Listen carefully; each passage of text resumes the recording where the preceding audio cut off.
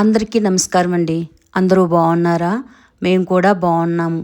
అయితే మా తన్వి పాప పుట్టినరోజు వేడుకలు ఎలా జరుపుకున్నామో మీ అందరితో షేర్ చేసుకోవాలని చిన్న వ్లాగ్ని అయితే తీసుకున్నాం. మా తన్వి పాప ఉదయాన్నే లేవగానే అభ్యంగ స్నానం చేయిద్దామని అన్నీ సిద్ధం చేసుకున్నాం. అసలు అభ్యంగ స్నానం ఎందుకు చేయిస్తారో కూడా ఇందులో తెలుసుకుందాం. అయితే అభ్యంగ స్నానానికి కావలసిన సామాన్లన్నీ సిద్ధం చేసుకొని దీనికి కావలసినవి నువ్వుల నూనె, పాలు, నలుగుపిండి, పసుపు, కుంకుమ, అక్షంతలు, వీటితో పాటు జల్లెడు కూడా ఉండాలండి. పుట్టినరోజు నాడు తలకు ఒంటికు నూనె రాసుకొని చేసే అభ్యంగ స్నానం వల్ల శరీరానికి కలిగే లాభాల్ని మనం తెలుసుకుందాం. దీనివల్ల సకల పాపాలు తొలగుతాయని, అలాగే ఆయుష్ పెరుగుతుందని, బుద్ధి వస్తుందని మన పెద్దలు చెప్పడం వల్ల అభ్యంగ స్నానం అన్నది పిల్లలకి చేయిస్తాం.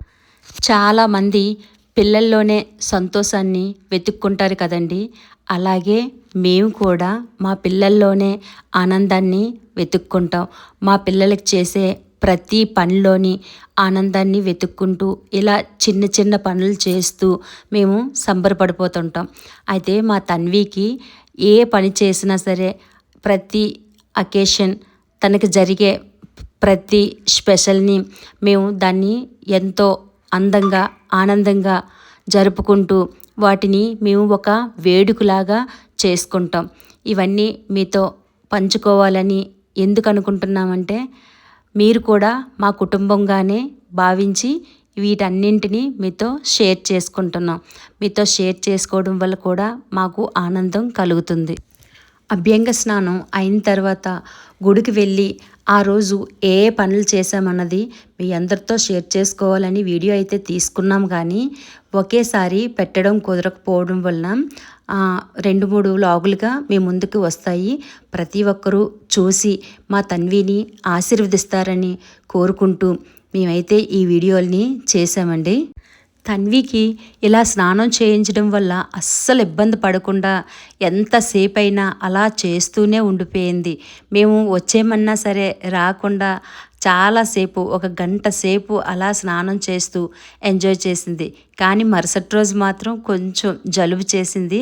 అది కూడా ఒక్క రోజులోనే తగ్గిపోయింది, లైట్గా చేసింది. స్నానం అయిన తర్వాత గుడికి వెళ్దామని సిద్ధమయ్యాము. శ్రీ లక్ష్మీ నరసింహస్వామికి టెంపుల్కి వెళ్ళి అలాగే హనుమాన్ టెంపుల్కి, రామాలయం కూడా వెళ్ళామండి. అన్ని క్లిప్స్ తీయడం కుదరలేదు. అయితే శ్రీ లక్ష్మీ నరసింహస్వామి గుడికి వెళ్ళడం వల్ల ఆయురారోగ్యాలు కలుగుతాయని, ఆయుస్సు పెరుగుతుందని మన హిందువులందరికీ బలమైన నమ్మకం. మాకు కూడా చాలా నమ్మకం అండి. లక్ష్మీ నరసింహస్వామి గుడి చాలా పవర్ఫుల్. ఇది భీమిలిలో ఉంది. మేము ఏ శుభకార్యమైనా మా జీవితంలో ఏ ఒక్క మంచి గడియలైనా సరే, అలాగే మాకేం కష్టం ఉన్నా సరే ఈ టెంపుల్కి వెళ్ళి కొంచెం సేపు కూర్చుంటే తెలియని ఆనందం, తెలియని మనశ్శాంతి కలుగుతాయి. ఇది స్వతహాగా అనుభవిస్తే కానీ తెలియదండి. అంత మహిమగల గుడి ఇది. మా అబ్బాయికి యాక్సిడెంట్ అయిన రోజున గుడి మెట్ల వరకు వెళ్ళి ఎగ్జామ్ రాయడానికి టైం అయిపోతుందని చెప్పి కొండ ఎక్కకుండా స్వామి దర్శనం చేసుకోకుండా వెళ్ళిపోయాడు మా బాబు. నమ్మకం ఇంకా నాకు అలా మనసులో ఎప్పుడు ఉంటూనే ఉంటుంది. మనకి ఏ స్థాయిలోకి వెళ్ళినా దైవానుగ్రహం ఉండాలి కదా. ఎంత టైం అయిపోయినా సరే దేవుని వెనక్కి పెట్టి వెళ్ళకూడదన్నదే నా అభిప్రాయం. ఒకసారి స్వామి దర్శనం చేసుకొని వచ్చుంటే మా బాబు తిరిగి వచ్చేవాడేమో అని ఎప్పుడు అదే ఆలోచిస్తూ నేను ఉండిపోతాను. కనీసం మా మనవరాలకైనా మంచి జరగాలని ఆశించి స్వామి ఆశీస్సులు తీసుకోవాలని గుడికి వెళ్ళి వచ్చామండి. తర్వాత వేడుకల్ని మరో వీడియోలో మీ అందరితో షేర్ చేసుకుంటాము. ఉంటామండి. అందరికీ నమస్కారం.